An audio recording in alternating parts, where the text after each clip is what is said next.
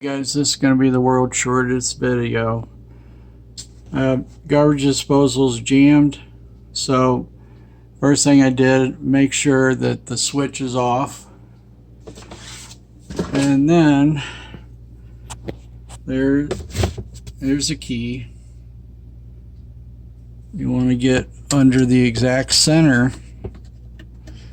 of the garbage disposal. Okay, I felt it slide in. Now go back and forth. If it's real tight, you want to hold on to the unit with your left hand.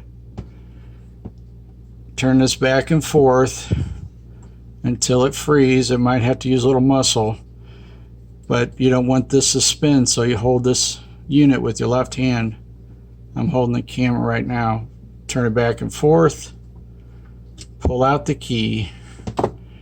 Make sure the reset button underneath, you can feel it. It's red.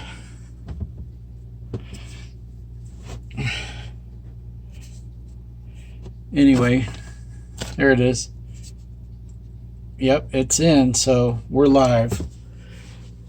It should have power to it. Oh, sorry about the dishes in there. Here running. So we're working. Okay, so thanks for watching today.